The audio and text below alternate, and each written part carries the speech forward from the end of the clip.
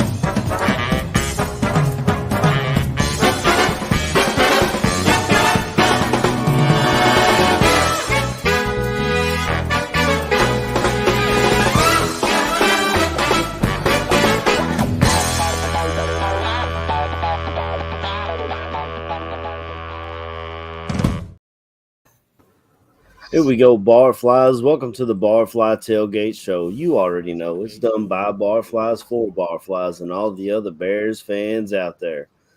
Welcome in, gentlemen. It's Packers week. What is going on, fellas? What's up, Jordan, man, out there waking up bright and early with us this morning? We appreciate it, brother. What's going on? Yes, sir. AC, C-Dub, I appreciate you guys. Bears fans, Barflies, we're excited. How can you not be? It is the greatest rivalry in sports history. And as I pointed out yesterday on Bear Necessities, I'd be remiss to not mention it. The media thought we'd be so bad that we'd lose last week, and this would be the tiebreaker where the Packers could all of a sudden establish supremacy in the all-time win column.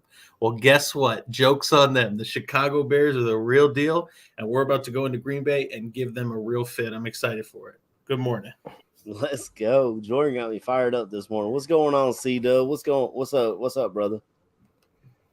I'm good, mate. I'm good. Fucking Packers Day. Bring it on, man. Bring it on. One of the highlights of the season. Yeah, great to be talking football with you boys. It's always one of the things I look forward to every week. So I'm absolutely buzzing for today. And yeah, let's bring it on, boys. Absolutely. So before we get into this week, we got to talk about last week, man. The Bears, they played the 49ers on a sloppy water-drenched field at Soldier Field, and really put that new grass to the test. And I mean, it was nice. I mean, it was nice to see. Again, like Jordan said, all national media was like, all the Bears are going to lose. We came in as, I think, 7-point underdogs in that game at home. I mean, I laid the money down on the Bears because I believed it. Even if we hadn't won, I knew it was going to be closer than that. So that came out with a nice little chunk of change for me. But, I mean, it was nice to see the offense come together in the second half. And it was really nice to see the defense hold strong long enough for us to get our shit together, for lack of a better word, on offense. That was my biggest takeaway of the game. What'd you guys like? No, I mean, I agree with what you said, mate. I mean, the main thing, what the biggest difference to me, and the main reason why I think we won the game, is the coaching. Like they went in at half time and they saw what they were doing wasn't working. So they made adjustments to the offense. And look where it got us. And that, to me, was the biggest difference between what would have happened last year and what happened today. So for me, it was like coaching what they did at half time, and also as well, I just think Fields he's just slowly growing into the part of being a number one quarterback. And I think the offensive line did really well, in challenging conditions. So, yeah, it was just the resilience as well of the team to come back like we did and not commit, so many penalties in that sort of condition they were playing. It Yeah, I'm very proud to be a Bears fan after that game last week. I know it's only game one, but it was the 49ers, man, and both teams had to play in that rain. And Right. we outsmarted them more than just outplayed them. Yeah, and that's a NFC powerhouse, for lack of a better word. I mean, you think of the 49ers, they went to the NFC Championship last year. 2 years ago, they were in the Super Bowl, and we literally outcoached them. Honestly, I was shocked. You guys know Kyle Shanahan's my guy. He's my favorite coach in the NFL. And they had a touchdown worth of penalties on their side, and we had, 20 yards, 30 yards, something like that. We had 3 penalties the whole game, which was incredible. What about you, Jordan? What'd you take away? Yeah, it's something I think I'd be remiss to not mention this. Something I've been saying for what feels like months at this point to both you fellas and to Aldo and to anybody else that'll listen is I didn't necessarily know how the team would fare. I still don't. I didn't necessarily know if Justin Fields was going to be MVP, anything like that. But the thing I did feel confident in, that I was willing to put my stake in the ground on, was that I knew 2 things.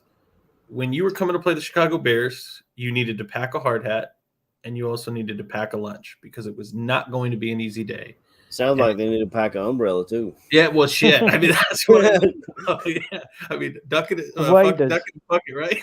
Yeah, that's right. So it's one of those things where and we're not there yet. I want to be clear, but my vision for the Bears, if I could have it my way, I want them to be the team that when they get off the bus or you met them at a bar, you're like, holy shit, we're probably going to lose to those group of fellas. That's what you're starting to see. And then you just consider the things that have come about with it, which is it took no more than one drive to see Jalen Johnson, the giving a rendition of the old 33, peanut punching. There's the hits philosophy. Guess what? 7 to 8 people around the ball every time. Brisker falls on it. What happens? Offense stalls. This isn't good. Wow, you see halftime adjustments. This is exactly as Chris said, the sign of a team that is bought in, coming together, understands how to rely on each other, and fights hard. And the last thing I would say about it is my favorite part, and it's no I don't want to say it's any shade to the 49ers, as my camera's going blurry. I don't want to say it's any shade of the 49ers, just that it's a situation where you could tell at the end of that game that the 49ers wanted nothing more than to just get the hell out of Chicago and get back to sunny California, where they didn't have to deal with this shitty problem again. And that is exactly how you want the Bears to be. Mm-hmm. Nothing affects us. Nothing phases us. We're here to punch you in the mouth for 60 minutes. And that is exactly what you saw, where San Francisco's, they're wet, they're uncomfortable, they want to go home. And meanwhile, Justin Fields is slipping and sliding to victory. It was a sweet game, and I think that there's a lot to take from it in positivity. Yeah, I agree 100%. I think our wanker of the week kind of plays into last week's game, so I'm gonna go ahead and hit this intro, and I'll let Chris touch on it, and we'll hit this little brand new segment we got from my boy C-Dub down here. Piss off, you grassy little wanker! Wanker! Shut up, you soppy wanker! Wanker! You're a wanker! Wanker! Stop being a wanker. You are a wanker, Andy Marr. And I'll be honest, I didn't know that was coming, but I'll say it again, you are a wanker. This is Chris Watts's Wanker of the Week. Before you get into it, man, I gotta give a shout out to Aldo for making that intro for us. That was awesome, man. Yeah. I had something pictured in my head with how I wanted it to look, and he just nailed it. So great job, Aldo. But go ahead, Chris. Tell us who was the wanker of the week this week. Well, there's 2 wankers of the week. There was nearly going to be 3 wankers. Thought that's far too much wanking going on in one period of time on this earth. So it's just going to be down to 2. Our first one is the national press stroke commentators. I watched the game in full on the Monday on Game Pass, and the sort of negativity, what was spoken by the commentators about the Bears, and how they made it sound like we were completely inept as a football team. And then after half time, the Bears absolutely made them eat their words. So they're the first fucking wankers of the week. But the second one, because I can't really, put a Bear player down, man. There were no Bear players that stood out. You thought, China, he's just been a complete wanker. There were none of that. So the second and final one is the towel. The towel Kiss off, itself, you grassy where the little wanker! cost us 3 points. Morning, the rule book, man. But the second one is a towel. So they are my 2 wankers of the week. But the main one, obviously, is the first one. That was an absolute delight in the second half to sort of having to sort of go, oh, well, that's a good play. And that's a really good concept. And Justin Field played really well there, or the defense played well. So they're my 2 wankers of the week.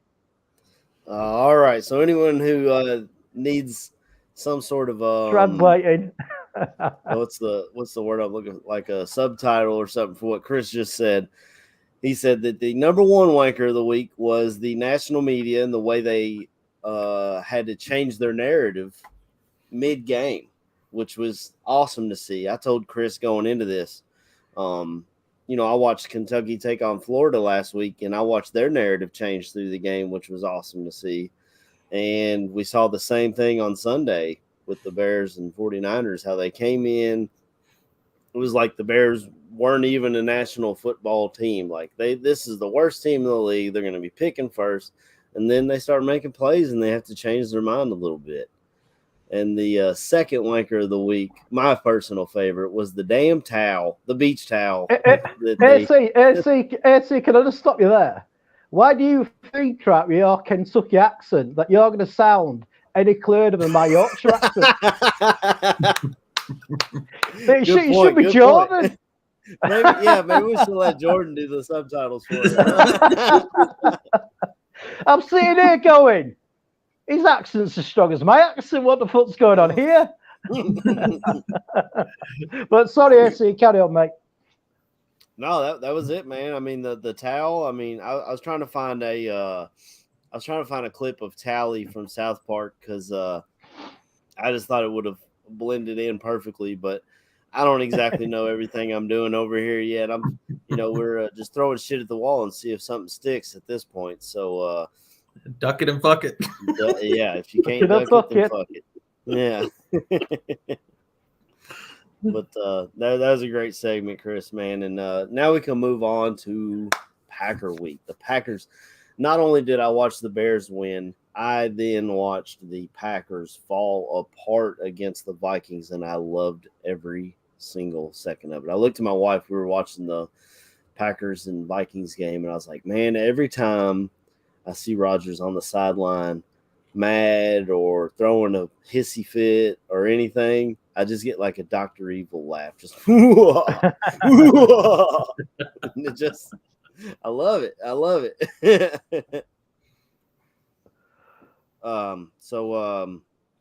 We'll get into try to break some of this down.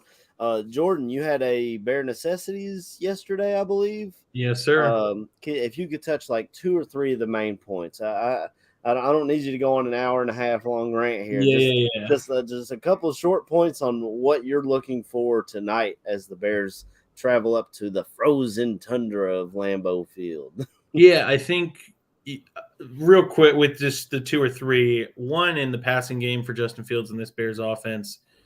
I'm hoping that they find a way to create conflict, and this goes with those receivers. They need to be running routes with their hair on fire, challenging the DBs in space, eating it up, violently breaking off or clapping off on their routes where, okay, look, I'm pressuring you so much you think I'm running the go. Then I'm going to snap in real quick, and then you're still there while I'm here. Justin Fields is going to need to anticipate. But really some of that, as it comes through, is it's going to be a situation where we need to see this offense, this passing scheme, force the DBs to communicate. If anybody that watched the Packers and the Vikings game, Justin Jefferson is an incredible receiver. I do not want to take anything away from him. But there were clear communication issues throughout that game. You had Preston Smith on wide receivers. That's their edge rusher. They were putting Rasul Douglas in the nickel. There were times where Quay Walker, who's a very good athletic linebacker, was sitting on Justin Jefferson. That's still a losing business model. So if Luke Getsy can find a way to scheme this up and force the defense to communicate and get in the right alignments, you saw some breaking points there last week. I'd like to see that continued. And then finally, the other thing is with running the ball, at least, and I'll leave it there with the offense of the Bears, I'd like to see a little bit more multiplicity in their run game. There's nothing wrong with just saying we're a zone team, so we're going to run wide zone and duo. And yes, I understand they did a few toss plays, a couple draws. But one thing I really highlighted on Bear Necessities that I would love to see the Bears take more advantage of is get the ball in your playmakers' hands. And that is RPOs, bubble screens, end arounds. We didn't see any of that, and I'm certainly willing to entertain that because it was a monsoon that they were playing in. They didn't even open up that part of the playbook. But at a certain point, you are playing a different team that has a vicious front. And Sam Mustipher, if he's the starting center, is going to be in it today against Kenny Clark. You're going to need to find ways to run the ball, to take pressure off just in passing. And I think you need to expand your play calling sheet to do that. Yeah, I agree. One of the biggest things I'm worried about is we gave up like 180 rushing yards to the 49ers. I don't know how much of that was Trey Lance, who had some space. He was gashing us on some of those runs, directly up the middle. Mm-hmm. So I'm not sure if that translates exactly to Aaron Rodgers, because I don't see the Packers putting him in harm's way the way the 49ers just did with Lance. I guess they just figured, hey, if Lance gets hurt, we got Jimmy G, but they have a two-headed monster at running back that is probably one of the best in the league, between Aaron Jones and A.J. Dillon. So that's definitely something we need to get shored up. I think Aaron Jones had like 8 touches last week, and even their coach was like, yeah, I need to get him more involved. So I look for the Packers to try and give us a heavy dose of the running game, and we really need to shut that down. And also, just like the Vikings did, try to put up points early, because if you get ahead of this Packers team, they have no choice but to throw. And it sounds weird saying putting this pressure on Aaron Rodgers to perform, as he's a future Hall of Famer. But the way the Vikings were able to get pressure on him, and he's still trying to build chemistry with his wide receivers, I feel like that's our best chance to win, is to shut down the running game and make Aaron Rodgers build. I haven't heard if Lazard is playing yet or not. I know they were questionable all week, him and those 3 offensive linemen. But that's the biggest thing for me, is try and shut that running game down and get pressure on Rodgers, make him make the plays, which we've been burnt by in the past. But when we did have success against Rodgers, it was in this defense. I think Lovie Smith beat him 2 or 3 times or something like that. So it's this, and I know it's not exactly the same, Jordan. I know you went into that in depth of how it's similar but not exactly the same, and there's been some nuances and some intricacies that are different in this particular defense. But I feel like that's our best chance to win. And then, obviously putting up points offensively. If Mooney has a game like anywhere close to what Jefferson did to them last week, I'm going to be over the Mooney. Over the Mooney. I agree. There, Chris? Sorry, AC. I watched the replay of the Packers and Vikings game just before we came on the 40 minutes version, and that, like you said, AC, their running backs really scare me. I mean, that Dillon, if they got him rolling, because he's basically like a bowling ball, you know what I mean? He's such a big guy and a hard runner, but he could easily start wearing them down. But I think as well is, if we can keep if our defensive backs can sort of do what Minnesota did last week and start getting into Rodgers' head a little bit as well, and then see if he reacts like he did do last week, which he might do because he's at home, so he might feel even more liberal to act like the wanker he is. So I think if we can shut him with receivers down, but also as well is I think that offensive line's got quite a bit screwed, because haven't they got like two rookies in the centre of the line? I could be wrong. So if we could use that to our advantage and get pressure up the middle, and then get him to roll out, and hopefully one of our DNs can get him. So I was surprised last week about how they played, but they played really shit last year in week 1, and then they played really well the week after. So I am sort of a little sort of worried that is it going to be a big turnaround and all that sort of thing. But as long as we keep it tight, I think we're in it, mate. I really do. Yeah. Well, we just got breaking news here in the Barroom Network. We got an exclusive interview from Chris Watts, Wanker of the Week last week, and I'll just go ahead and roll it, and we can talk about it after. My name is Towley. You want to get high? Are we going to get high? You want to get high? No, we don't want to get high. Okay. You sure? Yes, go away, stupid towel. I'm addicted to marijuana.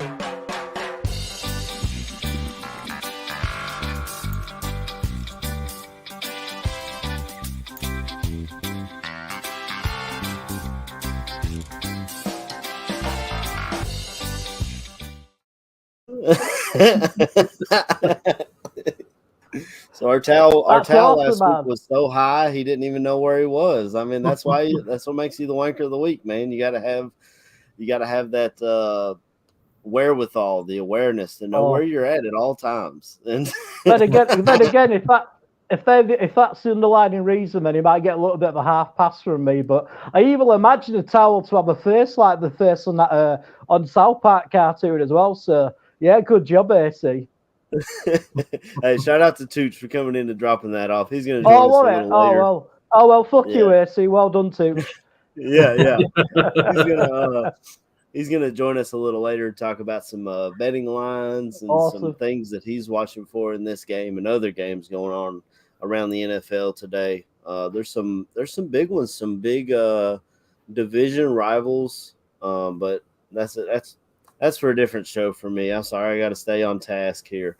So defensively for the Packers, they just looked completely lost out there. Their secondary, their most experienced, I would say, part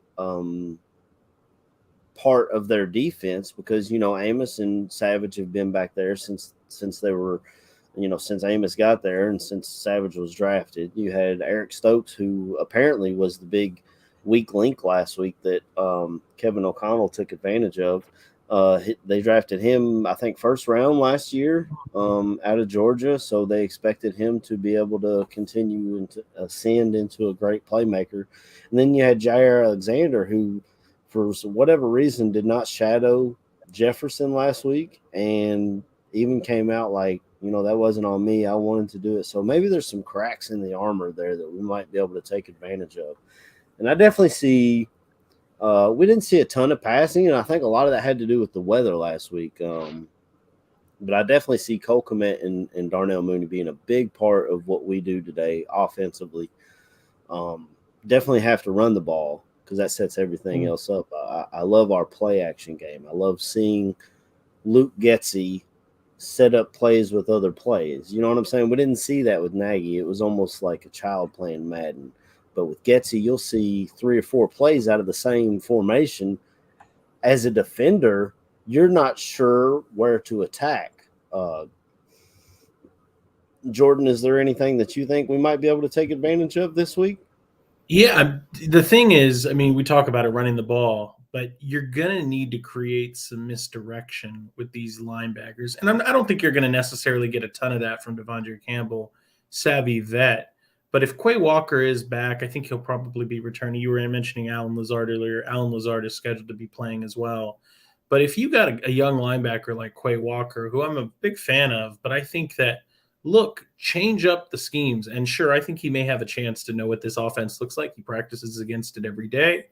But there's some point of saying, look, you're going to motion this wide receiver, this halfback out, returning to the backfield. Then you're going to motion him to the other side, run your little orbit screen, only to dump it off to the backside tight end on a screen. The next time you're actually motioning the running back across and you're handing it to him. The next play you're doing the same thing, but he's actually getting the screen out. Create some deception where it's going, wait, where is the ball going? And use and weaponize pre-snap motion to ensure that you get the defense going one way. snap it while the motion's going. All of a sudden, we play to the advantage. And that's what I was talking about earlier. Force the communication within that secondary. Frankly, I'm not here just to bag on the Packers, but the truth is, as you said, Amos and Savage have been there since 2019. Jair Alexander, when healthy, is one of the top 5 corners in the league. He's healthy now. I was looking forward to seeing him go out and show that. Eric Stokes had a very solid rookie year. They drafted him really for that athleticism. Guy runs like a 4.2, 4.3. There is no reason that the communication should be that poor in the back end. And if we're going to see that against the Vikings, and look, I got to give it to him. Kevin O'Connell's a guy that really wowed me in week 1. The offense looks real. I can't come to that conclusion with the Bears. They were playing in a monsoon, so I'll give them the benefit of the doubt there. But Luke Getsy needs to come out and put that defense in conflict the way that O'Connell did, and you're creating that misdirection with the run. I think that's how your offense gets moving. Yeah, and I like the idea of motion, and not only will that help a young quarterback kind of determine what the Packers are in as far as man or zone, but, I mean, you say you motion Mooney out and you don't see Jair Alexander going with him, you feel like you have a mismatch there. Now, I will never say Darnell Mooney is exactly what Justin Jefferson is, because Justin Jefferson has a argument of being the best wide receiver in the league. He does everything you need him to do. He's fast. He catches everything. His route running is impeccable. It's really not – I don't see Mooney being as good as him. But to get him a mismatch on either Eric Stokes or even Rasul Douglas, who we saw last year, he had a lot of picks, but he was very aggressive in the way he would jump routes and stuff. And I think Luke Getsy knows that. You know, he practiced against these guys all year last year, so he knows their tendencies. He might know how to attack them, and I think it'll help us out as far as what to do on offense. I said it last year. We need a lot of double moves on Rasul Douglas. Just that's what you do against aggressive corners. We saw Trayvon Diggs, one of the most aggressive corners in the league, who had a ton of picks, but he also had a ton of touchdowns given up on him. You have to hit them with those double moves, motions, and just like you said, Jordan, get them, see how well their communication has done with this week of practice. I feel like it's bigger for us as Bears fans than it is the Packers. They kind of downplayed it, but I feel like in that locker room, this is a huge game. And think about this, fellas. If we win this game, we go up to Green Bay and beat the game, number one, it's going to change the national narrative of the Chicago Bears. Number two, the Green Bay Packers are going to be 0-2 and 0-2 in the division. So they're going to be what's that? You know what I'm saying? How's the narrative going to change at that point? You know, is Aaron Rodgers going to go on the radio and tell everyone to relax again? Or are we going to get, like, I think Jair Alexander had a thing. He had a lot of clips pulled from him this week. He was talking it. I mean, and he went to Louisville, so it's always L's down over here. You guys already know that. But I think he said something like, well, it could be worse. I could be a Bears fan. So, like, he's poking the bear, for a lack of a better words. And I would love to see him fail. That's just me. I mean, he went to Louisville and now he's a Green Bay Packer. I would just love to see him, because everyone talks about him being a top 5 corner. And I guess you can give him his flowers. He's done well. He's done better than I expected, honestly. But, I mean, I would just love to see him fall apart. What are your thoughts, Chris? Let's go to you, brother. I mean, I don't feel as dark as you do, AC. Fucking wanting the poor guy to die, more or less. I mean, I just think, regarding the Bears' offense, I just keep thinking, well, just think about how many players they had to leave on the sideline last week due to the weather. So what we saw last week must be only a small portion of that playbook. So I'm just really sort of excited and interested to see, in better conditions, how it opens out and how it properly works instead of trying to get through a monsoon. So that's my sort of like kudos on the offense side. Well, we got our man KB. He's been backstage here. He's got I'm not sure exactly what's going on, but I'm gonna go ahead and add him in and get his thoughts on obviously it's Packer week. It's time to get fired up. But what's going on, brother KB? I know what it was. He was on the phone with his cousin Elton Jenkins, just telling him, "Look, man, just take this week off. Just sit out this week. Yeah, why rush? Trying to talk him out of it, you know." What's going on, brother? Hey man, your boy. Hey, I got it situated, so I'm not looking like that first 48 victim. You know what I'm saying? I'm coming in dark, talking about some. Hey man, listen, I seen him kill this dude over here off of 5th Street, man. It was, but no, man. Hey, as far as the week, man, when I tell you how much I've been working, brother, it's today when I get off shift, it'd be 120 hours from Sunday to today. Jeez. Wow. So they're gonna call you KB Fat Stacks is what they're gonna start calling you, brother. But listen, I've been putting let in me that work, tenner. So as far as it being Packers week, bro, I've seen the shit talking. I remember I posted a post with Demo. I said Demo with Money Mooney talking about some hey man, he finna catch that work this week. Talking about he should be a politician for all that crap Jair talking. So yeah, talk your stuff, man. Talk your stuff. You know what I'm saying? I want him to come out the gate, man. But what can you say, man? We're gonna be in prime time, 7 o'clock, and it's put up a shut up time, man. You know,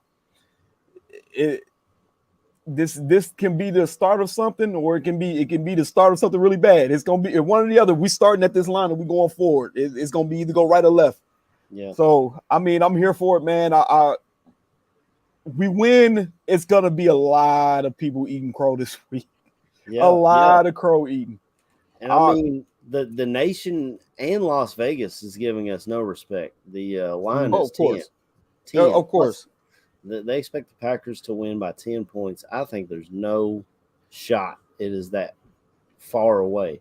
The discipline we've shown, the way we're coached, the defense playing the way they played last week.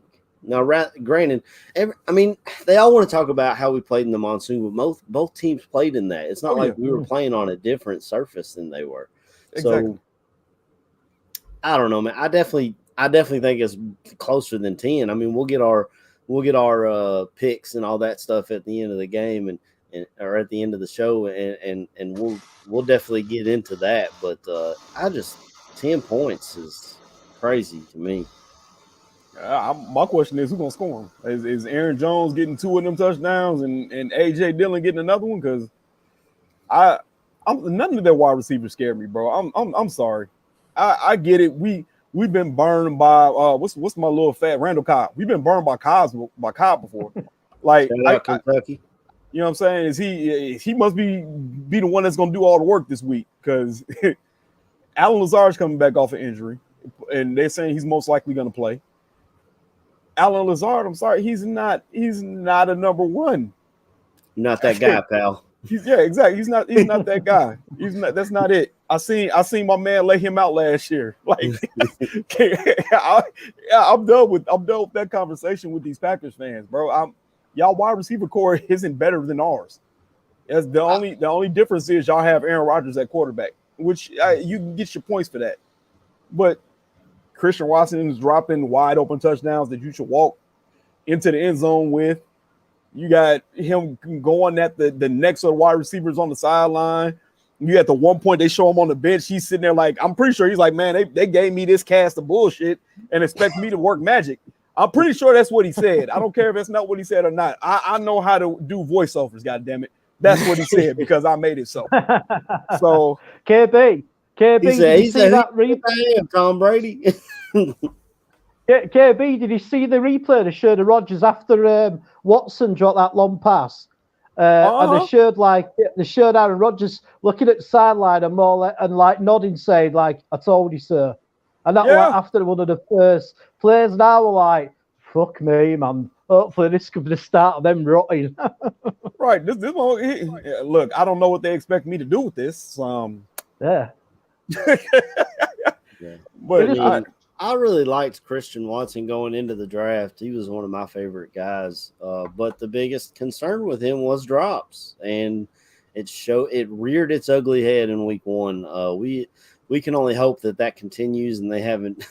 I mean, we don't see Aaron Rodgers. You know, they talk about quarterbacks. He's the first one in, the last one to leave. He's putting in all the extra work. He puts in time with Mooney and Cole Kmet in the offseason. I'm gonna point it toward us. Obviously, he's putting in time with Mooney and Cole Kmet in the offseason to build that chemistry.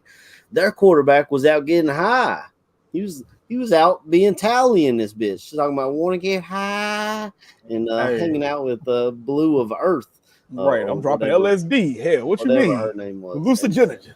and now he's shocked that they don't have a chemistry built. Like, I don't understand how you're so upset. Like, he has no one to blame but himself. Yeah, that just shows the arrogance of him as a character, as a person. You know, the sheer arrogance that I'm Aaron Rodgers, I'm that good, so I don't have to put in the work. What actually made him good in the first place. So it's just like the sheer arrogance of the guy, and also as well coming into training camp and getting out of that car, just wearing a vest and trying to look like what you call it, that actor Nicolas Cage or whatever he's called. Oh yeah, he did that Con Air bit. Off, yeah, fuck off, mate. Fuck off. Yeah, I just J-Rock says running the wrong routes, dropping balls won't be solved after one game. That's definitely true. But as I said earlier, man, I think we're going to get a heavy dose of the running game. Aaron Jones got 8 touches last week. They've already talked about that they want to get him more involved. Aaron Rodgers' record after loss, like I've heard it all week. Aaron Rodgers' record after losses is like, I don't know, 22-0 or some shit like that. His record against the Bears, we all know, is 23-5. He's thrown like 31 touchdowns to just 10 interceptions. But this is a completely different Bears team, and all these guys are hungry. I want to talk about Watts, man. We picked him up on the waiver wire, and that dude was putting in work last week.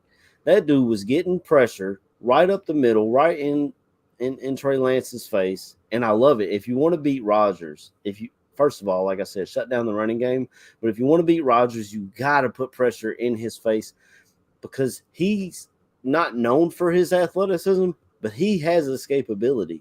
But if you're right in his face, what's he gonna do? And Watts is a big dude. You know, I miss Hicks with that big 96. That was my dude, but my man Watts was putting in some work last week. I was really happy to see that. Is there anybody that surprised you guys last week? Like, I mean, Brisker, and there was another rookie that was on there.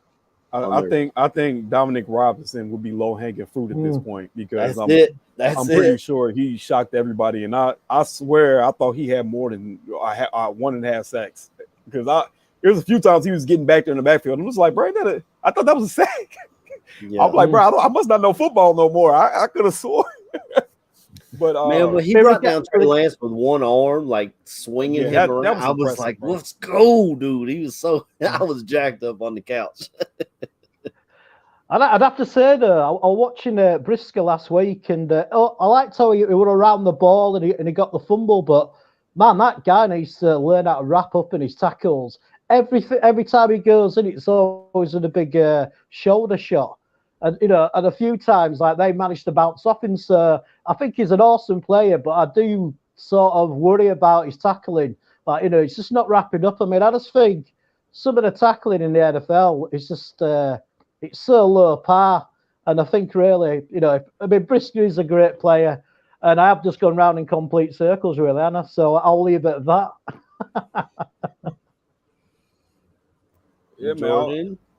Yeah, Jordan, where you at, man? Yeah, I think for me, I'm going to go Braxton Jones. I think that started out a little rough, and I don't think he necessarily had a killer game, but something that's important for all rookies. I mean, throw this on to Kyler Gordon too, is you're going to take losses. You are going to lose reps, and there will be ugly-ass points of adversity. But can you wash those away, rinse them down, and just start over and put out good film from then on? And I think that you saw that early with Braxton. You saw Kyler Gordon get burnt a little bit, came back, didn't have any further issues in the game. So it's just part of that. We talked about it at the start of the show, that resilience as a team. And I think that's really what's important. I see Skokes. Skokes is president of the Braxton Jones fan club. So every time I mention Braxton Jones, I got to pay him his fucking royalties. So it's fucking royalties. He said, "Give me my money." But no, I promise I'm not trying to shit on the 49ers here. If I was genuinely, and I have to be fair, if I'm going to say the Bears were in a monsoon, so were the Niners, so you take it with a grain of salt. But I was shocked to see Trent Williams not look like, for anybody that's not aware, Trent Williams was by far and away the number one offensive tackle last year in the league, and it wasn't even close. My man's the only lineman to ever get a 99 in Madden. Yeah, it was unreal what he was doing to people last year. And I understand it's in a monsoon, but he looked off. And Mike McGlinchey's not a pushover either. They looked off. I mean, that's another thing about Robinson. He talked about their tendencies that he was seeing on tape. So this is a 5th-round rookie converted from wide receiver, and that goes back to coaching, man. If the coaches are telling you, look, he pops his leg 3 times when it's a pass, or he's got his hand in a certain spot when it's a run play, and you catch on to those tendencies and then you see it play out. I know Josh Allen, former Kentucky player, they were talking to Cash Daniel, who played linebacker here at Kentucky. The first time we beat Florida at Florida, they talked about his left tackle.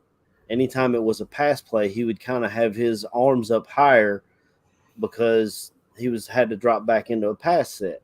Well, Josh Allen noticed that on tape and talked about it, and we went down to the swamp and pulled the upset. So that's another thing, not only coaching, but I wonder if Robert Quinn noticed that as well and maybe was in his ear like, hey, this is what he's doing. And I really like if Robert Quinn's taking him under his wing, man, that's a great relationship.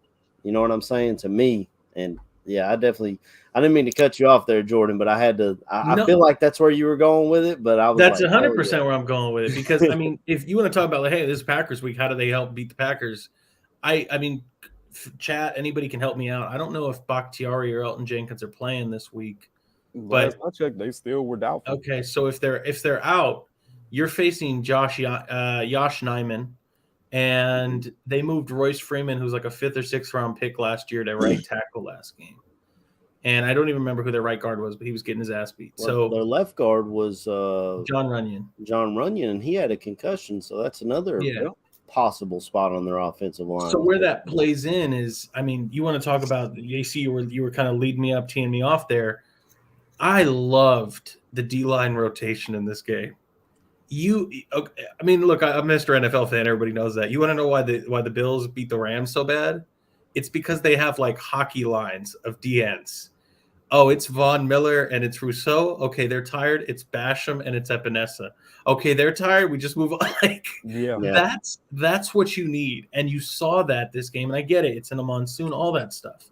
But if you can still do some of that where it's Al-Qadim Muhammad and then it's Quinn. Okay, Quinn, go ahead and take a breather. We're going to put in Robinson, who plays very similar to you. Oh, matter of fact, look, that's a good swap. We're going to do speed athletic edge rusher for edge rusher, and then Gibson can kind of swap off with Al-Qadim Muhammad. But what do we do when all of a sudden we bring edge off, bring speed off of both edges? Hey, now it's Quinn and it's Robinson. Oh, it's 3rd and 11. Let's bring in the NASCAR package. We're going to bring in Gibson and to play inside defensive line with Quinn and Robinson. Like that is how you got to cook this up. And I think you saw a little bit of that with the Bears last week. I mean, I'll end with this. The first time that Robinson and Quinn were on the field together was the Trey Lance interception to Eddie Jackson. That's certainly Eddie Jackson's credit, not taking anything from him. But guess what? Pressure equals turnovers. Facts. And all of a sudden you get the vet with the incredibly, I don't even want to say young, he's 24, but he's a really athletic rookie and taken under the wing of Quinn. All of a sudden you see those two together, you force a turnover. So I think that's going to be a key as well. It was really nice to see Bojack get his hands on the ball again. Yes. It's the first time in 2 years. And I told y'all this offseason, I think Eddie Jackson's going to have a resurgence in this defense. And it looked a little rough when he got ran over by Debo. I'm not going to lie. But Debo is going I'm telling you, Debo's going to do that to a lot of guys. I mean, Hey, whether see, you Bojack or See, I don't recollect that at all. I can't remember you saying that one bit. that's because you've been smoking weed all day, Watts. I don't recollect that at all, mate. I think that's a made-up comment. I'll say, but I do know this, man. It harkens back to what I said before, man. When I said coaching matters, nobody that is in their right mind can come to me and tell me last year that the Bears had any chance of coming back with Nagy as head coach. There's no way. At halftime, you seen the fans were imploding on social media, on other people's halftime shows. Oh my God, the sky's falling. This is the worst team. We are the 32 ranked defense. Oh my God, we're trash. We're gonna go 0-17. Whatever, dog. It's a long game, man. You got to let the game play out. I had a guy that we follow on Twitter. Came out quick. Yeah, I think I should have waited. Yeah, brother, you should have held your water just a little bit longer before you jumped off the ship, man. You gotta. We have to wait. It's the first game of the year, and it's horrible conditions. Horrible. Yeah. You gotta let them put things together. Now, if they start off slow today, that's one thing, but it's about the adjustments that can be made. And right now, from what we've seen, 3 preseason games and a regular season game is a nice little sample size to say our team is very well fucking coached. Mm-hmm. You say we literally perfect stat. 49ers had what, 12 penalties? 12 penalties for about 99 yards. Mm-hmm. Somebody once said that if you give up 100 yards, that is equal to giving up a touchdown. Yeah. Bears should have had what, 24 points? We had my guy Santos missing the 2 extra ones, and then the really extremely dumb penalty I don't think anybody fucking knew. Hey, Miss Towley, you want to get high? Are we gonna get high? You want to get high? No. That damn towel. Damn towel, man. Goddamn towel. Who would have known that the towel was on Chris Watts' time? He was just out there high as shit, rubbing the field, man. He had to feel the water, baby.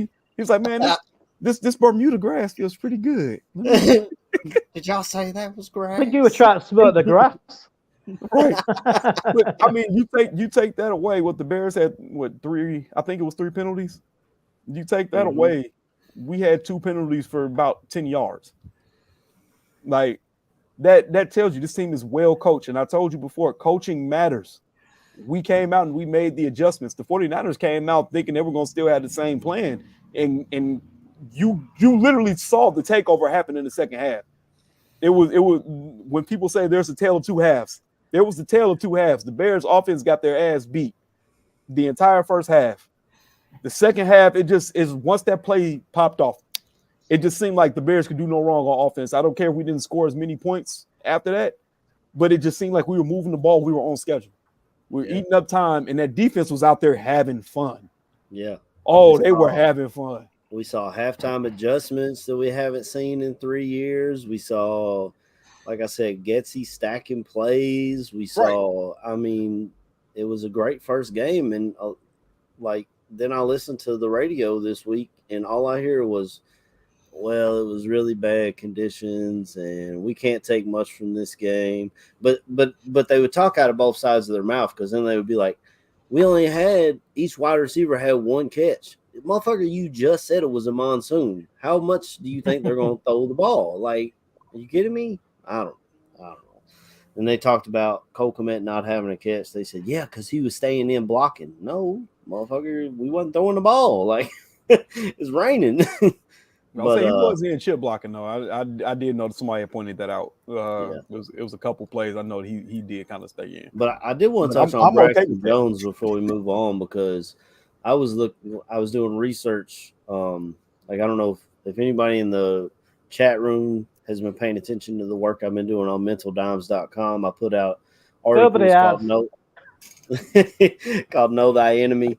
And I was looking into the Packers offensive line. Do you guys know? I'm sure Jordan knows with his draft history. Do you guys know where David Bakhtiari was drafted? 5th round, right? No idea. He was a 4th round pick. I'm not sure what college he went to, but everyone all offseason was like, there's no way Braxton Jones could be the starter. He's a 5th round pick from a small school that didn't win a ton of games. And all he's doing is going out there and proving everybody wrong. And I just absolutely love it. Skox, if you're the president, I'll take vice president or treasurer or something of that Braxton Jones fan club. So that you can start collecting some royalties too. Right. No, I've joked around it. I've told Skokes he needs to message Braxton and be like, "Yo, I need a pair of fucking cleats or something for as much as I've been, repping you up." So it's good. I was gonna say, man, that's one of the things that I don't think people understand. It's not about where you get drafted, man. It's about the work you put in afterwards. Mm-hmm. It, like that. There's the old school saying. There's more undrafted players in the Hall of Fame than there is 1st round picks. Yeah. Good players come from all over the draft, man. People miss on people. Like I said, I guarantee you, it's teams that wish they would have been at Jackson State when Walter Payton was playing. I bet there were people saying they wish they were at Valley State. You know, some of these colleges where you have all these, you know what I'm saying, these famous players that are coming from, you know what I'm saying, the Marshalls of the world. You have Randy Moss there. You're gonna find these players. Randy Moss went to a bigger school before he went to Marshall. But that's all I'm saying. Was it Florida State that he went? I don't know. That's off topic anyway. I don't know if he was the Thunder and Herd. Yeah. And the Thunder and Herd ran over Notre Dame. Well, he went back. Hey, I mean, if you want to get into it, brother, I thought Notre Dame was going to lose again yesterday. I did too. Yeah. They are struggling, dude. I ain't never seen Notre Dame just. What my man saying, Django? You kind of muddled the line there. Yeah. That was a struggle win. I'm not, and I promise you, I'm not even like a Notre Dame fan. But for all those that are freaking out about it, Neil was in the chat earlier. He's a big Notre Dame fan. I know he'd probably echo this sentiment, but it takes time with a new regime, a new program. Marcus Freeman, new coach, trying to set a new standard there from what Brian Kelly was doing. So I think it's a situation where give that man time, give them an opportunity to build that program up with his recruits, and I think you'll see it. And I'm out here. They're talking about that man being fired after this season already. It's wild. Notre Dame fans already out here talking about, he has to go if he loses another game. Like, bro, the man just got here. They literally counted the bowl game against him. Oh, well, he was the coach then. So, I mean, I was like, bro, they head coach just said, "Fuck y'all," and peaced out. Like, right? You didn't think some stuff was gonna happen? Yeah. I mean, and that keeps coming up with Mark Stoops, the job he's done here at Kentucky. His name keeps getting dropped, and not like when Nebraska fired their coach, they were like the number one guy to go after is Mark Stoops. A lot of people don't remember when Mark Stoops got to Kentucky, he had like 2 or 3 years where he only won like 2 or 3 games, and that was literally because, just like Jordan said, he was trying to turn over. Not only did he have to turn over the recruits, when he got here, we couldn't have played in the Ohio Valley Conference in one game. I mean, we would have lost games to those. That's how bad the talent level was here.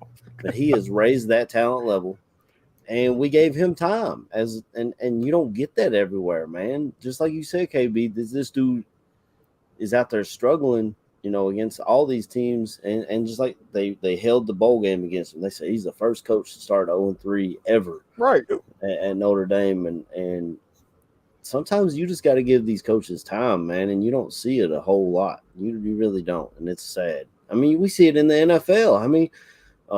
How many head coaches have we said? They're already talking about Nathaniel Hackett being on the hot seat after one game. Yeah, now, what he did was very stupid, but I mean, at least he was, you know what I'm saying? He came out and admitted, like, yeah, hindsight's 2020, we probably should have went for it. He kind of admitted it, but he kind of was like, our plan was to get to the 46-yard line, and we got to the 46-yard line, and maybe I should have kept going, blah, blah, blah, blah. But he really, like, your plan was to kick a 64-yard field goal. Like, that's a that ain't it. Shit plan. That ain't it. Shit plan. You ain't playing at Mile High, brother. I don't. He just wanted me to hear him go, yeah, I fucked it. It's me. I fucked it. I fucked it up. Sorry, guys. Right. That's what you gotta do. You just got, and you never see I that with fucked up. coaches. They. No. I don't know if it's their stubbornness, their inability to self-reflect, or what it is, but you see that with a lot of head coaches that are like, they will not admit that they look. Hey, I fucked up. That was a bad plan. Blah blah blah. Yep. But before we get too far off the rails, we've got a special guest to come in here and talk about where you want to put your money to make a couple extra dollars today. My man, Johnny Santucci, a.k.a. The Tooch. What's good, brother? Boom. How you doing, fellas? What's going on, man? Man, it's NFL Sunday. I'm grinding. Got my card ready to go. Did a little hit on some other shows, mostly wagering shows. Stopped back to visit with Aldo and Uncle Mike, talking some plays. I think I got a good card today. Yesterday, 9-3 in college football. Nice. Just 12 games. Really couldn't have gone much better. 5-2 at about the halfway point. Felt really good. But 9-3 in college football, not bad. You want to talk about the big one you got wrong yesterday, though? I'm just curious, Tooch, which were the ones you dropped? So I lost Miami plus 6.5. Yeah, me too. Texas Tech plus 10.5, and Rutgers. I thought you had the App State. Yeah, App State had App State, Rutgers. Sorry, Rutgers, App State, and Miami. Yeah. No. I know that App State game was insane. They had college game day there. They was all fired up in Boone, North Carolina. They were 2 touchdown favorites basically, and what a game, dude. What a hell of a game. You know, and they've owned, I don't regret the play. Historically, Appalachian State has owned Troy, you know, but hey, Appalachian State coming off that big win against Texas A&M. I mean, fat and happy coming home, lots of confidence, and another team comes in, nothing to lose. You know, the Rock is a tough place to play. I thought it was a good bet, 2 touchdowns, you know, probably not with the defense of Appalachian State, probably not enough to cover. We'll put it in the memory banks, file it away, and get ready to move on, though. But I think I got some good plays today. Don't have good news for the Bears fans today. I like the Packers first half minus 6.5. I'll tell you, I think the back door might be open on this game for a cover for the Bears plus 10. If you were to ask me if the Packers are going to start 0-2, I don't think so, man. I hate to say it. I mean, this is a young team. 3.8 yards per play in the last game, 2.7 yards rushing. And let's not kid ourselves. The weather was a big factor. I think Jordan Silvera will tell you it's awful hard to get some footing in the monsoon. But I think, we saw the Bears make halftime adjustments. That's what I'm counting on. Maybe we might take a look at Bears plus money in the second half on that second half line. But give me the Packers minus 6.5 first half. Got some other plays. I'm on the Browns. I'm going to fade Joe Flacco on the road. Take the Browns minus 3.5 first half. Like the way they came out and played last week against Carolina. I love the Browns' defense and their offensive line. Nick Chubb running the ball, Kareem Hunt out of the backfield. Give me the Browns minus 3.5 first half. Backdoor might be open in that one too for Browns minus 6.5 for the Jets to cover, but it's still the Jets, Jordan. Browns are 6.5 point favorites in that game. Browns are 6.5 point favorites. It's their home opener. I don't like the Jets on the road. I'll tell you that. I'm not putting. What's the over under in that game? Because I feel like it's 39.5. I've got the over in that game, full game over 39.5. I think there'll be some points to be had there. Looking at a game like I'm looking at the score to be somewhere around 27-16 in this game. So also like the Browns full game, but I think the back door will be open. We're going to take it. We're going to play it safe. Take the Browns minus 3.5 in the first half, and then again I'm going to fade the Cardinals. Take the Raiders at home minus 5.5. Like Devontae Adams' grandparents in the stands. 5.5 because Cardinals looked like hot. I think it's minus 5 this morning. Week. Yeah, nobody to throw to. No JJ Watt. Just this is a team where with the quarterback would rather play Call of Duty. and get into his playbook. Oh, fuck off, dude. Is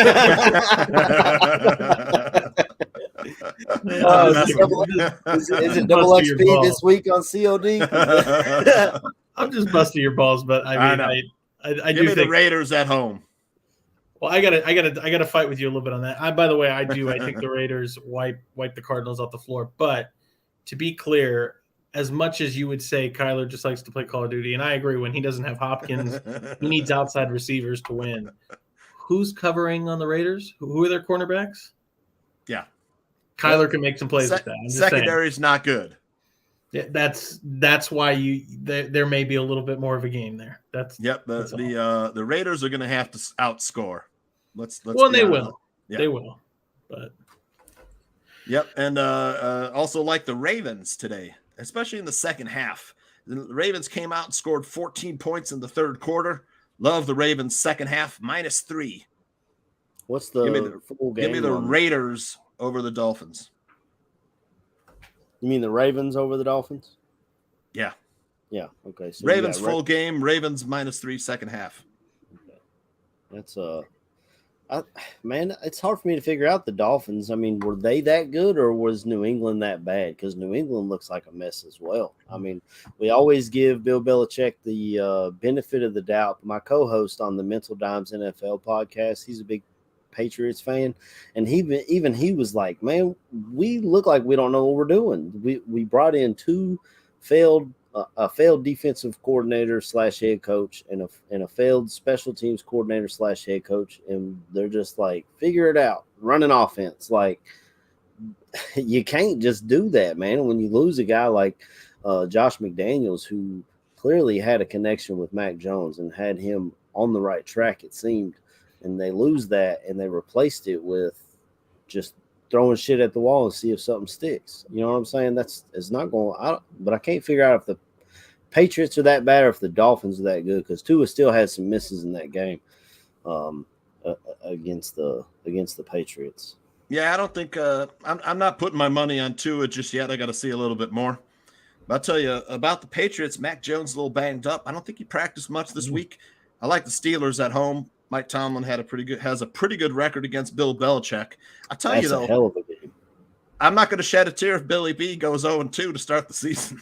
I don't think anybody will. Give me the Steelers at home +3. Yeah, one game I'm intrigued by. Someone brought it up in the chat. It's Minnesota and Philly. I think they play on Monday night. Did you have any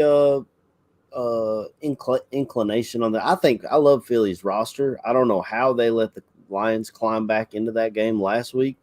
The last time I looked at the line, it was -2. And it's going to be a hell of a game, I think. I think it's in Philly. So Minnesota's going on the road. You got primetime Kirk. We'll see how he reacts in that. Do you have a feel on this game or anything about it? I think there'll be a lot of points scored, man. I'll tell you, Minnesota's game against the Packers, that game should have been a lot closer. 2 drop, for sure, touchdown passes by the Packers. Would have made that game a lot closer. I think we take a look at the total in this game with a lot of good offensive firepower. You got Justin Jefferson, Adam Thielen, Dalvin Cook, and I'll kind of AJ Brown on the other side. AJ Brown and Miles Sanders, Dallas Goedert, the Slim Reaper. I mean, I'm telling you, I'm looking for an over in that game probably. My initial lean would be the over. I haven't really capped this game yet. If I were to take a side, I'm going to say I'll take the Eagles at home. Yeah. I think I'd agree with that, but that's definitely going to be a hell of a game. So you gave us Packers first half. You think there's a backdoor cover possibly on this game. Is there anything else in this game that you're looking at, like maybe Aaron Jones total? Because like I said all day, I think that the Packers are going to lean heavy on that running game. Aaron Rodgers doesn't trust his wide receivers yet. So that might be something to look at. Is there any prop bets that you're looking at in this particular Bears-Packers game? I'll tell you, like two off the top of my head, I would Justin Fields over 1.5 interceptions. I don't like it, but hey. Then I know. I'm telling you, I've looked at the chat are about to go for you. Like, I'm sorry. And Packers over sacks. I think unless Justin Fields doesn't hold on to the ball, too much. Look, I love my Bears. They're not ready. They're not ready. Okay? They're not winning this game.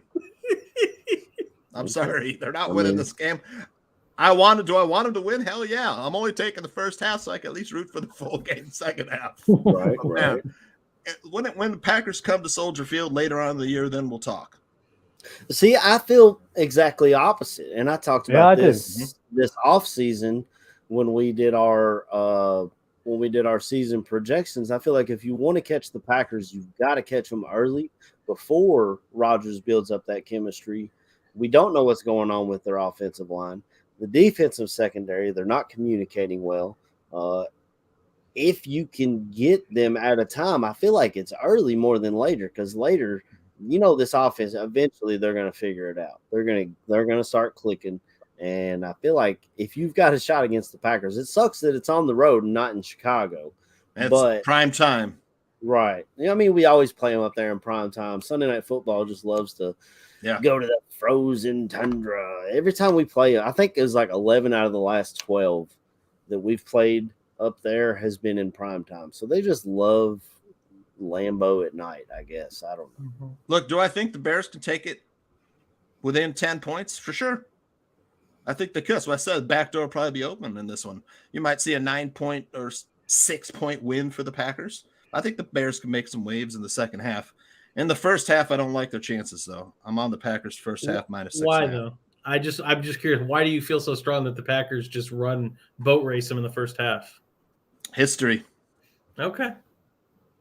By the way, I don't disagree with you, Tooch. When we get to the picks, you'll see that I'm at the same outcome as you. What are we talking about? The Bears getting boat raced, huh? I don't know about getting boat raced. I think the Packers will. I think Packers will be going into the locker room with the lead.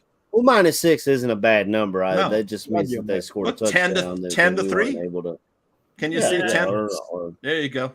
We were last week. We went in down. I actually leaned the over in this game too. It's only 41.5. Remember that last game? There was a 75 points scored in December last.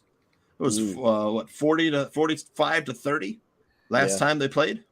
And in better weather, the Bears would have put up 24 points last week. So I know I saw that a lot when I was looking at, I think 670 the score. They had all their guys pick the game. And of course, like almost all of them picked the Packers. But someone in the comments was like, "You think the Bears are going to put up 28 points?" Well, they would have put up 24 last week if the weather was better.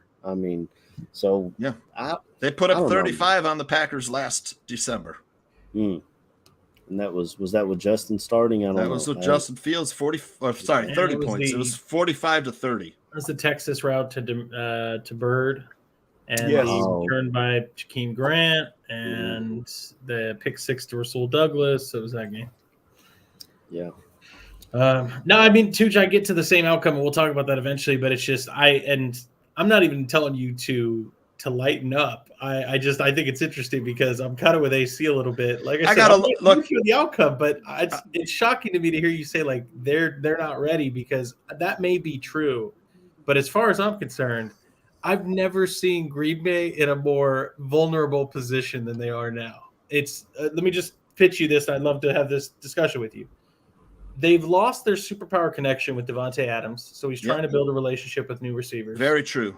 Both bookend tackles, if they're even playing, are not going to be 100%. Yep. You have a guard, I think, that had a concussion, John Runyon. Your defense, Quay Walker, is questionable. The secondary that should have been completely taken care of had communication issues left and right. Jair Alexander may have some concerns about his usage from last week. And I'm trying to think. I guess special teams also doesn't look very good for Green Bay. So this is me telling you, I totally get to the same outcome as you. But as far as like Green Bay's this monster powerhouse, I think that this is the best time you could possibly catch them. Oh yeah, I can't disagree with it. Yeah, like I said, though, on that too. Plus 10, I don't hate that number. I think the Bears could probably keep it within 10. I'm only looking at the first half. My big thing is this. From the outside looking in, we taking all the bullshit, take all the history off the table. the Packers offense outside of Aaron Rodgers does not look good. Yes, you have Aaron Rodgers.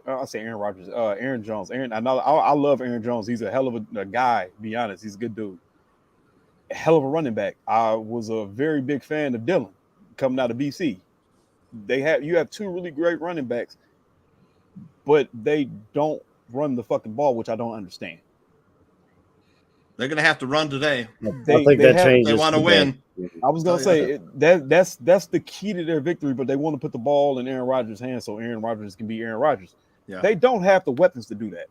Like I said, Alan Lazard doesn't scare me in the least. I don't care about whatever goddamn Plus he's injured. stats they bring up. And then he's coming back from being hurt.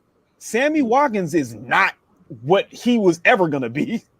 I said our interesting stat is Sammy Watkins has never finished a full season. I didn't know that. The man's been in the league for almost 9 years. But he's not a number one. The hell, Sammy Watkins might not even be a number two. So Nomad's got a good point here when he says Dylan will cough it up. I think he does have a history of fumbles. Yeah, and we've got the peanut punch rolling, bro. We've got it. We saw it last week. I think we'll see that a lot today. So even if they rely heavy on the run and they give it to Dylan and he coughs it up, how much are they going to trust him to continue to hand it to him? Now, Aaron Jones, I think, is a monster. He's one of my favorite running backs in the entire league. I think he's top 5, in my opinion. I was gonna say I'll take him over this, and I'm saying this honestly with my chest big. I would take him over old boy in Minnesota. I like him a lot better than him. Wow. Yep. But what I'm saying all this to say this: if you were to take Justin Fields and and I ain't gonna say take Justin Fields, if you were to take the whole of the Packers offense and gave them to the Bears, they would still be talking the same shit that you're talking this year about us not having enough around Justin Fields. But like I said, it's Green Bay, so they're gonna say, "Oh my God, it's Green Bay. They can do whatever they want. They're gonna be in the NFC Championship game this year." No, the fuck they're not. I don't care what chemistry that man gets with that team.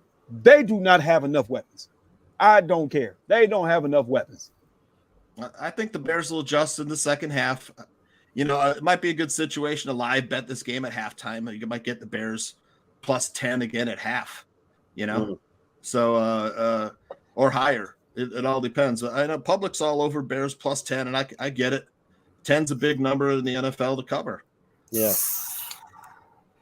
Well, we're getting low on time here. So, Tooch, do you mind giving us a prediction and MVP on each side, possibly? We'll start wrapping this thing up. Man, let's go with. I think the Bears are going to have to use Montgomery a lot in this game, so I'll take Montgomery as the Bears MVP on offense. On defense, let's go with let's take the Brisker at safety. Okay. Is there a reason behind that? Do you think he helps us out with covering those tight ends? Because that's about the only guy that Rodgers has left that he knows anything about, it seems like. Yeah, I just like what I saw last week. I think I'll have a chance to make some plays this week. Okay. Well, I'll pass it over to Jordan, and then I'll let Chris KB go, and then I'll finish this out. Jordan, you want to give us a prediction, score prediction, MVP on each side, and how you feeling about this game, brother? Yes, sir. Let's start with the prediction. It's not fun. Nothing would be. I mean this genuinely. Nothing would make me happier than if the Bears won. I don't want to go to bed angry tonight. Yeah, I want them to win, but I got the Packers beating the Bears 24-20. I think, and let me just quickly go into this. The reason for that is, as much as I just gave the whole story about why this is the best time to play the Packers. One, I believe Aaron Rodgers gets off the schneid this week. Two, I think that they know better and they understand that they didn't get the ball in the hands of Aaron Jones enough, and they're going to try and run the ball on this defense. Good news is I think that opens up a lot of opportunities for that hits principle, peanut punching, trying to get the ball loose, some opportunities there. But overall, I think that comes down to a situation where, look, Aaron Rodgers is still that dude. You saw it on the very first play of the game against Minnesota that Watson dropped the ball in. How much does that change the complexion of that game? If he catches it, it's a touchdown. So I have the Packers beating the Bears 24-20. As far as MVPs for the game, I'm going Dante Pettis. I would love nothing more than a Mooney game, but I think Mooney gets Jair Alexander, and I know it's L's down and all that shit, AC, but I like Jair a lot. So I think that what I do like about this, though, is I certainly think Pettis has juice and is a very good route runner that can snap off those routes on a guy like Rasul Douglas or Stokes and find a way to get open. And clearly he's already somewhat built some trust in a relationship with Justin Fields. As far as defense, I'm going to go with Armon Watts getting a little bit of revenge on another NFC foe. The reason for that is this interior offensive line, it's Josh Myers, and then it's a couple of guards that we don't – I mean, Zach Tom maybe, but I saw him do a decent job against a relatively young and inexperienced San Francisco interior offensive line. I think Watts finds a way to disrupt some plays as well. Hell yeah. All right, Chris's relative? Nothing to do with me, mate. Might have a different mum. Not different mom, boy. Oh, that's too good. Well, Set go him ahead, up, knock him down. Yeah, go ahead, Chris, and tell us what's up, brother. How you feeling today? I've got a Bears victory. I just think, why not? You know, we seem to be in a situation as good as we rarely are. You know, not really are. If that makes any sense at all. But I reckon the score will be 21 Bears, 17 Packers. I think on offense, I'm going to put the MVP down as Justin Fields. If he has a good game, and like if they could open up the playbook a bit more due to like the weather not being terrible like it was last week, then I think he's just going to shine, man. And on defense, I'm thinking Roquan Smith, just due to, I think we mentioned it before, that the Packers probably are going to be quite heavy on the run. And I said, I was watching the highlights of their game last week, and that Dylan can take some taking down. So Roquan Smith for me. But yeah, just hoping for the Bears victory, man. It'd be so nice to, you know, wake up Monday morning, even though it'll be about 5:30 before I actually get to bed, and just wake up and not think Aaron Rodgers has beaten us again. So yeah, hoping for the Bears victory, 21-17. Hell yeah. All right, KB, what's good, brother? What's up? What are you thinking? All right, man. I'm going 24-20, Bears, because I kind of feel the same way that my boy Chris feel, man. Why the fuck not? I'm tired of being negative against this. I want to speak this into existence. You know what I'm saying? I by no means feel like this is going to be some big offensive explosion. I just feel like it's going to be a very hard-fought fucking game. And I feel like it's going to come down to the Packers having the ball on the last drive and not just being able to get in the field goal range. My offensive MVP, since y'all done took my offensive MVP, goddamn it, goddamn. But I'm gonna go with Cole Kmet. I feel like they kind of had to X him out of the plans last week because you did need to kind of keep him in because, like I said, we were that first couple of drives we kind of get boat raced on the line. So hopefully he comes in and he tears them up down the middle. Defense, I'm going with Jalen Johnson, man. My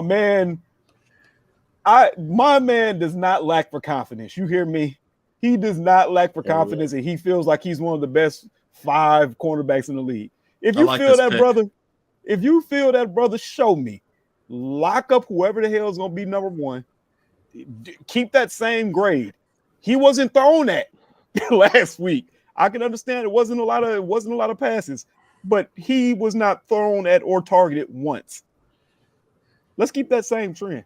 And if they do throw it your way, make Aaron Rodgers pay for it. So, yeah, I'm gonna go with Jalen Johnson as my defensive MVP for this game. But what about?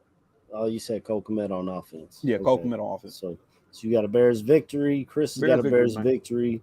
Jordan's got a close but Bears loss, and Tooch has a. You said close but Bears loss as well. Yeah, I'm gonna go 27-20 Packers. Okay, so they still. I think the Bears will cover 10. Yeah. So AC, you break the tie.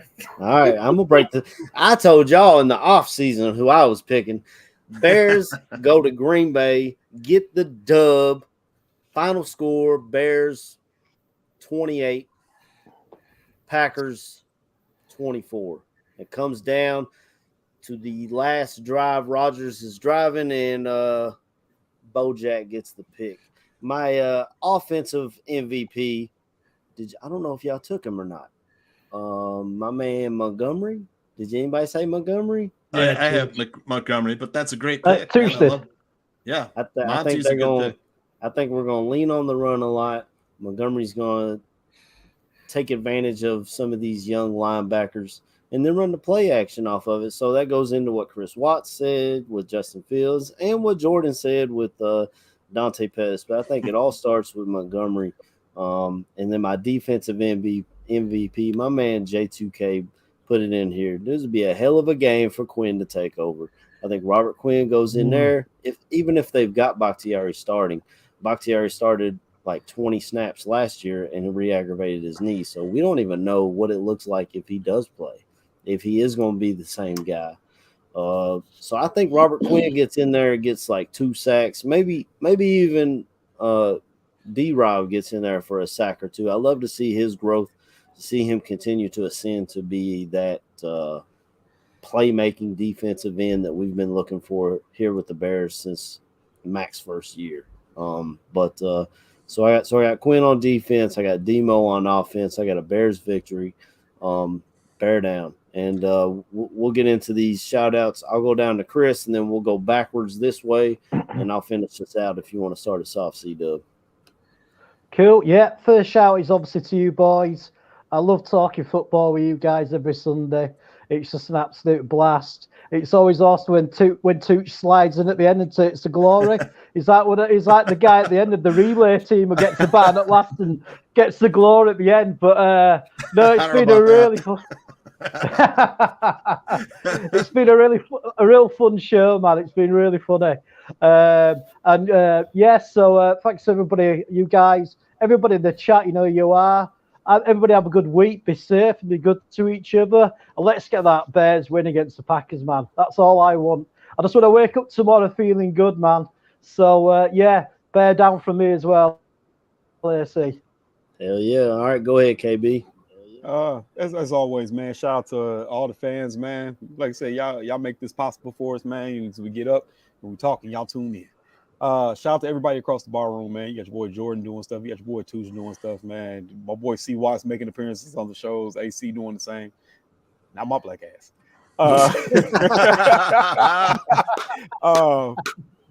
But yeah, man, just props because everybody's doing their thing, man. And we love the fans. And, bro, we want to see this win. So love all y'all, man. Love all y'all. Hell yeah. All right, go ahead, Tooch, and then Jordan, and I'll finish this out. Oh, man. Thanks to all the Barflies, even though they're giving me shit today for my prediction. Hey, I don't like it. I got clients. I got to give them what I think is the best play. I think the Bears will cover 10 points. If I were to say, will the Bears win outright? I think they probably could. I think it's a tough bet, though. I know Gaines is on the money line. I don't hate it. I just I'm looking at history. Matt LaFleur and Aaron Rodgers off a loss. Their record is pretty damn good. This is a team that's been going historically 13-3. They don't lose games in bunches. But I mean, will I be rooting for my Bears? Of course, absolutely. If I lose that bet, I'm not going to be sad.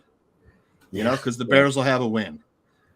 I want to thank Aldo for making all this possible. The Barfly Tailgate show with all you great guys and everyone who's been doing all the hard work behind the scenes. Football season, busiest time of the year. Love all you guys, and thanks for letting me stop by. Hell yeah. All right, go ahead, Jordan. Yeah, of course. Wouldn't be right if I wasn't shouting out all you fine gentlemen, AC, Tooch, Chris, KB. You guys, make this such a fun and enjoyable experience. And I tell you that, I'm serious. You got me up here at 7 a.m. I wouldn't be doing it if it wasn't a good time. So I appreciate it. And obviously that extends further on to the Barflies in the chat. You guys make this the fun, enjoyable experience it is. Don't get me wrong. This is what the bar room is. We would all shoot the shit regardless, but it helps being able to talk and get content and questions, comments, etc. from you all in the chat. So thank you so much for tuning in and giving us your time. As well, I'm a Bears fan. I hope, like I said, I want to wake up happy tomorrow. I hope that they don't lose, but I just also want to try to be fair in my analysis. And other than that, feel like I would be remiss if I didn't talk about it. If you follow me on Twitter, Jordan T. Silvera, I have a top 10 takeaways after every single Bears game. Comes out immediately after the game. Type it up during. You can find that there, as well as I don't want to totally spoil it. Aldo was talking about maybe me doing a late night show tonight after the game. It's kind of like for anybody to tune in. I don't know, Aldo, if you're listed, you figure that part out. But other than that, of course, bear down, and we'll see you all next week. Hell yeah. All right. First and foremost, shout out to all of y'all. Shout out to C-Dub getting on here with us. The Wanker of the Week, I thought was an absolute hit. Did I miss Towley? Yeah, man, you missed Tally. Okay. All right. I dropped him in there a couple of times. You know, I appreciate you for throwing that in there. I got to figure this stuff out, brother. I had to do another spot on another show during the time, so I dropped in to drop that for you guys. I had a couple appearances on some other shows, so but I'm glad you guys got to use it. Yeah, so definitely shout out to Tooch for coming through, helping us out, hooking us up with a drop and getting all that done. I thought it was hilarious and awesome. Shout out to my man KB. He was on the phone for a minute trying to get Elton to just go ahead and sit this one out, and we appreciate you coming through, my man. My man KB, man, I got a lot of love for that dude. We met up in Cleveland, and it was like we had known each other our whole lives. It's you don't meet people often where you just click. You just click right off the bat, and KB's that for me, man. He's my dude for sure. Up there in South Bend, living his best life. And I got a lot of love for you, brother. And shout out to you, Jordan, for sure. Getting up early with us, man. Definitely appreciate it. Love all your analysis. I'm able to. I swear I could just throw you anything and you can run with it. You got something to say. Like even when we was talking about the waiver wire pickups, you had something to say about the last level dudes that we just snatched up there. And it's incredible that you're able to do that. Definitely, if you're on tonight, I don't know if I can tune in live because that's a little late for you. No, I agree. But I'll definitely listen in on Spotify the next day. For sure. Shout out to Aldo for making all this possible, my man. He works tirelessly behind the scenes, stuff that Barflies don't even know. The drops that he helps me out with, the intros and all that kind of stuff, all the stuff that I don't know how to do yet. Aldo gets on and he kills it every single time. Got so much love for that man, for sure. If you guys are, I'm gonna give a shout out to all the other shows that are on the Ballroom Network. You got the baseball season winding down, so hop in there with the South Burbs Hitmen with my man Joe Mandel and those guys talking White Sox, whether they're going to sneak into the playoffs, what's going on with Tony La Russa. I swear that's all they talk about on the Score. Yeah, I didn't even know that that they had another baseball team in Chicago, or B that we don't playing the Packers this week. We don't. But while I'm on the subject, shout out to my man, Brother Gaines. He got on 670 The Score this week. He was talking with Mully in the hall, and he really laid it out to him how the Bears are going to take the division. My man's pumped up, and he always pumps me up. So shout out to Brother Gaines. He's the best. For sure. I'm almost positive. I don't know for sure, but I think he'll be on for the halftime show tonight, him and maybe Buffon. I'm not sure what the lineup is, but definitely if you got some halftime thoughts, hop in there. You know, you could pop right here on the Ballroom Network and see what we're talking about for the first half of the game and going forward. Crosstown Crosstalk, they talk about both baseball teams. Like I said, you would think that we didn't have another baseball team in Chicago other than the White Sox, but we do, and they talk about it on Crosstown Crosstalk. But I'm trying to think of some other shows. You got if you like TV shows, you know, Marvel, DC, all that kind of stuff. My brother, I think you're on that show still, Tooch, right? On the science fiction, correct? No, I haven't been on that show. I like that show though. Oh, man, it seems like it's right up your alley. You should be on there. So those guys do a great job though. Yeah. So, is it Joe Mandel on that show? No, it is Salim and who? Salim, yeah. Salim Oh, and okay. what's the other guy's name? Damn it. I'm sorry. I apologize. Yeah, I'm sorry, other guy. I promise it's just early for me. And Obviously, I haven't even had my I'm coffee pretty yet. bad at it. I just I follow a lot of sports shows, so as far as but if y'all are into that stuff, you know, science fiction is right down your alley. tune in here right after we go off the air. My brother Joe Mandolin and his partner Adam will come on here and tell you how to set your fantasy football lineup, tell you who to start and sit, tell you who's questionable, who's out, who's in, who's inactive, and they do a great job on that show of breaking down their all the fantasy football needs that any Barfly would need. Shout out to the whole chat, man. They've been killing it today. There's been so many things in here, just little tidbits and stuff that, you know, we got the best fans. I mean, they follow it. They know who the backup to the backup is and all that kind of stuff, dude. Like, I could bring up a question like, who's going to start for them today? And boom, there it is in the chat. Somebody's got it. So definitely shout out to those dudes. Yeah. Carl Emis and Salim Sudawala. I don't want to mess that name up. Sudawala. Carl Eames and Salim Sudawala are the hosts of Science Fiction. Sorry, Carl. I somehow knew the harder name. I have not had my coffee yet, man. I'm hurting. I've been grinding since, 3 a.m. So the best thing to do to know who's running what is to go to our YouTube page. First of all, hit the like on this video. We surely would appreciate it. It helps with our algorithms. And hit that little bell beside the Ballroom Network to tell you when we go live, who's going live, what they're going to talk about, and all that kind of stuff. So definitely shout out to those. Shout out to the Ballroom in general.